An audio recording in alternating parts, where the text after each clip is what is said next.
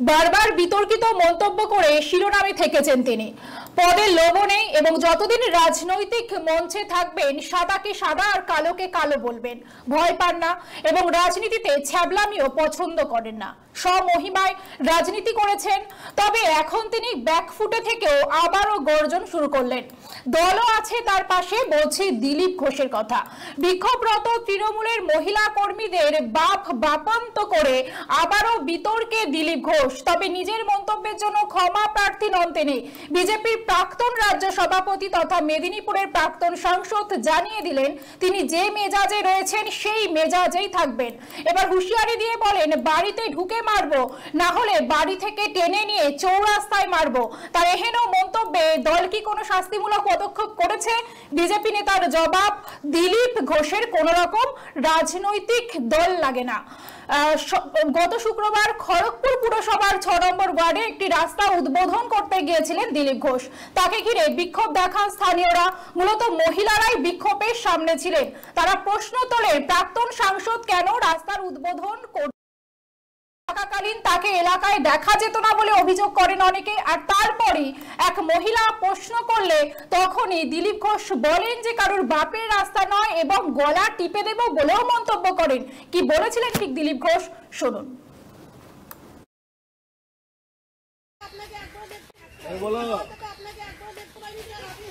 আরে টাকা দিয়েছি, কারণ বাপের টাকা নেই, আমি টাকা দিয়ে বানিয়েছি। তোমাকে বলেছি 14 পুরুষ তুলবো। এবার বলো, বলো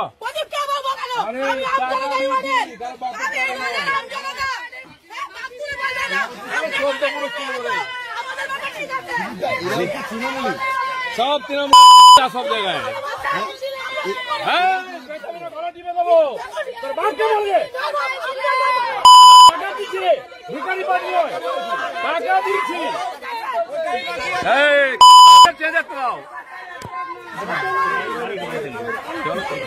চল না তো, হ্যাঁ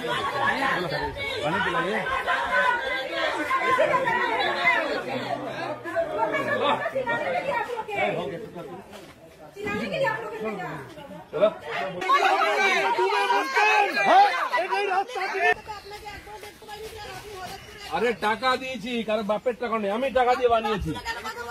তোমাকে বলেছি 14 পুরুষ তুলবো। এবার বলো, বলো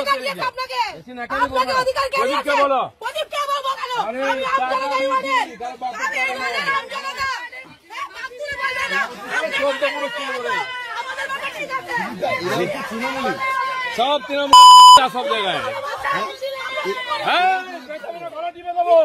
তোর বাপকে বলবে টাকা দিচ্ছে, ভিখারি পার্টি নয়, টাকা দিচ্ছি।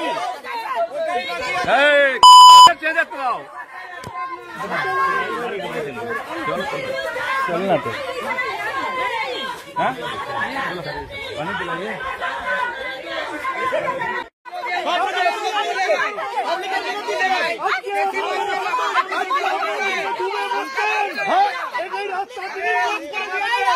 আপনাদের জন্য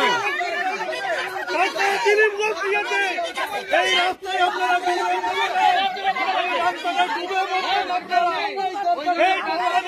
আপনারা ডুবে মরছেন, এই রাস্তা করে দিচ্ছে। আপনারা এটা আপনারা ভুল করছেন। আপনারা কার উস্কানিতে করছেন? তৃণমূলের উস্কানিতে করছেন। আজকে আপনারা ডুবে মরছেন, এই 12 জায়গায় রাস্তা করে দিচ্ছেন। সেই লোককে আজকে খড়গপুরের অনেক ডেভেলপমেন্ট করেছে, আজকে চেয়ারম্যান করতে পারেনি, আজকে চেয়ারম্যান করেনি। আপনারা সেই ব্যক্তিকে খড়গপুরকে ডেভেলপমেন্ট এনে দিচ্ছে, সেই ব্যক্তিকে কাজ করেনি, যখন কাজ করতে ওকে জিজ্ঞেস কর কেন চেয়ারম্যান করেনি, জিজ্ঞেস কর কেন চেয়ারম্যান করেনি, ভুগতে এসছে কেন? আরে জিজ্ঞেস কর চেয়ারম্যান করেনি কেন, কেন কাউন্সিলর করেনি? দিলীপ ঘোষ টাকা দিয়েছে কেন? ভিখারি পার্টি।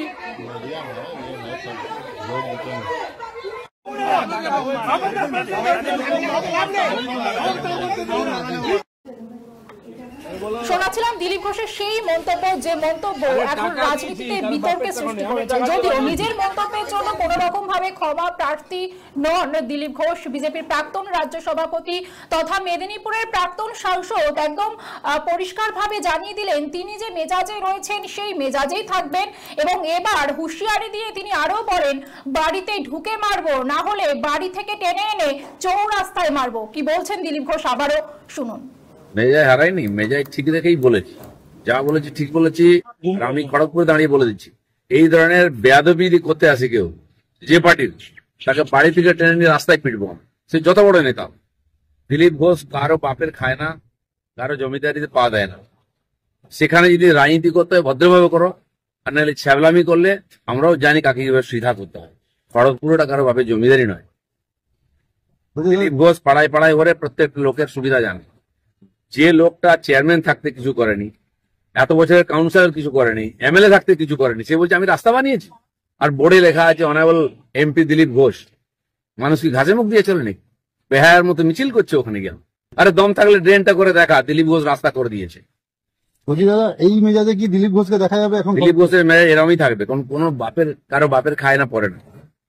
কোন বাপের কারো পাশে এক কাপ চা চেয়ে খায় না।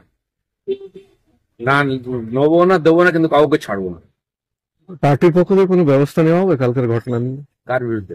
কালকে যেটা ঘটনা ঘটেছে, কি ব্যবস্থা নেই? দিলীপ ঘোষ যথেষ্ট, পার্টি লাগে না, আর এখানকার কর্মীরাই যথেষ্ট।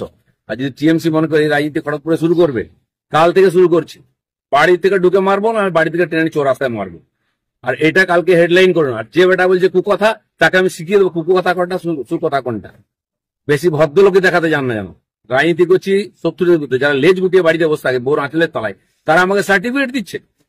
জীবনে বাড়ির বাইরে কোনো বেরোয় চমকে দিলে পেচ্ছাপ করে ফেলে, তারা আমাকে সার্টিফিকেট দেয়। আর দিলীপ ঘোষ এই মেজাজে রাজনীতি করবে যতদিন করবে। রাজনীতি ছেড়ে দেবো, মেজাজ ছাড়বো না বলে দিচ্ছি। আর দিলীপ ঘোষের এই মন্তব্যের পরই আমরা যোগাযোগ করেছিলাম তৃণমূল ছাত্র পরিষদের রাজ্য সভাপতি ত্রিরাঙ্কুর ভট্টাচার্যের সঙ্গে। তিনি আমাদের 24 আওয়ার্স টিভিকে প্রতিক্রিয়া দেওয়ার সময় বলেছেন যে দিলীপ ঘোষের এই ধরনের মন্তব্য শুধুমাত্র দিলীপ ঘোষের মন্তব্য নয়, এটা বিজেপি দলের মন্তব্য। বিজেপি মহিলাদেরকে সম্মান করে না, সম্মান দেয় না, এটাই বিজেপির নীতি। কি বলছেন তৃণমূল নেতা, শুনুন। বিজেপি যে বাংলা বিরোধী এবং নারী বিদ্বেষী, এই কথাটা আমরা আগেও বলেছি। এবং তার যে কোন রকম এর জন্য শোক নেই বা কোনো রিপেন্টেশন নেই, সেটা আমার কথা থেকেই বলা যাচ্ছে। আসলে এটা শুধু দিলীপ ঘোষের বক্তব্য না, এটা বিজেপির বক্তব্য।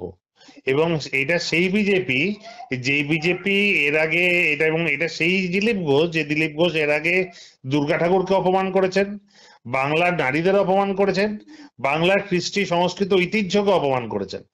আমি খুব দৃঢ়ভাবে বলছি, এইটা জাস্ট একটা নতুন উদাহরণ হতে পারে, কিন্তু এটা বিজেপির প্রত্যেকটি নেতার এইটা অন্তরের মনের কথা।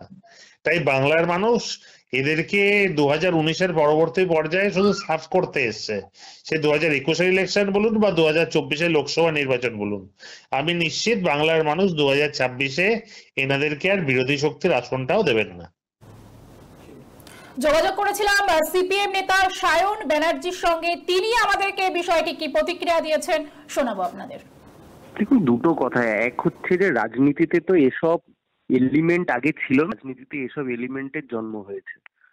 এবং দুঃখের হলেও সত্যি আপনারা মিডিয়াও এইসব এলিমেন্ট যখন এইসব কথা বলেছে, এদেরকে মাথায় তুলে আপনারা নেচেছেন, এবং যার জন্য এর আরো বেশি পেরিয়ে বসেছে। এবং এনারা বোঝেন ভালো কোনো কাজ করে মিডিয়ায় খবরে থাকার চাইতে এই সমস্ত কথাবার্তা বলে মিডিয়ায় থাকা অনেক বেশি শ্রেয়। কিন্তু দুঃখের হলেও সত্যি এই সব ধরনের মানুষ, এই সব ধরনের কথাবার্তা পশ্চিমবাংলায় সমীচীন নয়। দিলীপ ঘোষের কথা যদি ঠিক হয়ে গিয়ে থাকে, তাহলে অনুব্রত মণ্ডল যা বলেছিলেন তা ঠিক, এবং সিপিআইএম যাকে বহিষ্কৃত করেছিল অনিল বসু, তাহলে তিনিও যা বলেছিলেন তাও ঠিক। তাহলে রাজনীতির মধ্যে সততা, রাজনীতির মধ্যে ভাষার নিয়ন্ত্রণ, সবকিছু আর থাকেই না। আসলে দুঃখের হলেও সত্যি বিজেপির মতো একটা হুলিগান দলে এই সমস্ত জিনিস সম্ভব। দল কিন্তু দিলীপ ঘোষের পাশে আছে। শুভেন্দু অধিকারী তিনি সমর্থন করেছেন দিলীপ ঘোষকে। তিনি বলেছেন যে তৃণমূল কিছু মহিলাকে পাঠিয়েছিল সেখানে দিলীপ ঘোষকে উত্ত্যক্ত করার জন্য, এবং দিলীপ ঘোষ যে ধরনের মন্তব্য করেছেন তার পেছনে যথাযথ যুক্তি আছে। ঠিক শুভেন্দু অধিকারীর মন্তব্যকে কিন্তু একই সুরে কথা বলেছেন রাজশ্রী লাহিড়ী বিজেপি নেতা। আমাদের 24 আওয়ার্স টিভির তরফ থেকে বিজেপি নেতার সঙ্গে যোগাযোগ করা হয়, তিনি ঠিক কি প্রতিক্রিয়া দিয়েছেন এ বিষয়ে শুনুন। সাংসদ তহবিল থেকে সাংসদ দিলীপ ঘোষ একটি অর্থের ব্যবস্থা করে দিয়েছিলেন ভবানীপুর অঞ্চলে, খুব সম্ভবত 6 নম্বর ওয়ার্ড খড়গপুরের, যেটা খুব লো লাইন একটা ল্যান্ড, যেখানে জল জমা, সাপ খোপ ইত্যাদির প্রচন্ড উৎপাত ছিল। সেই টাকা রাস্তা তৈরি করে দিয়েছে। এতদিন ধরে কাউন্সিলর ধানাই পানাই করে টাকা, তৃণমূল মানে চোর, কাটমানি খাওয়া, এই জন্য রাস্তা তৈরি হচ্ছিল না। এখন রাস্তা তৈরি হয়েছে। তৃণমূল কিছু মহিলাদেরকে পাঠিয়ে ওখানে হুজ্জুতি করতে পাঠিয়েছে, কাউন্সিলর পাঠিয়েছে হুজ্জুতি বদমাইশি করার জন্য। সৌজন্যতার খাতিরে দিলীপ দাস সকালবেলা কাউন্সিলরকে ফোনও করেছিলেন, কাউন্সিলর ফোন ধরেননি, দেখা করারও প্রয়োজন বোধ করেননি, কিছুই করেননি। সেখানে দাঁড়িয়ে কিছু মহিলাকে পাঠিয়ে ওখানে নোংরামি করার চেষ্টা করেছিল। দিলীপ ঘোষ তার প্রত্যুত্তর দিয়েছে। রাজনীতিতে যদি কেউ নোংরামি করতে চায় তাহলে তার তৃণমূল যে ভাষা বোঝে, তৃণমূলকে সেই ভাষাতেই জবাব দেওয়া হবে। অতীতেও হয়েছে, এখনো হবে। আর চোরেদের সাথে কোনো সৌজন্যতা নেই।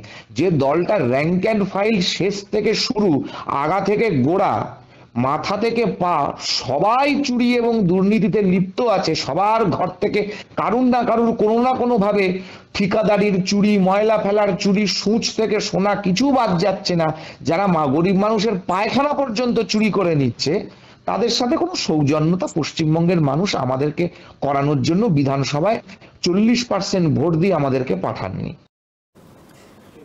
আবারও সময়ময় দিলীপ ঘোষ বিভিন্ন ধরনের মন্তব্য করছেন। তিনি কিছুদিন আগে যেমনটা আপনাদের দেখাচ্ছিলাম, বিক্ষোভরত তৃণমূলের মহিলা কর্মীদের বাপ তুলে কথা বলেন দিলীপ ঘোষ। যখন সেই মহিলারা তাকে জিজ্ঞাসা করেন কেন আপনি বাপ তুলে কথা বলছেন, তখন তিনি বলেন যে ঠিক করেছি, আমি এমপি ফান্ডের টাকা থেকে এই রাস্তা তৈরি করেছি, সুতরাং এটা আমার রাস্তা। এবং তিনি বলেন বেশি কথা বললে গলা টিপে দেওয়া হবে।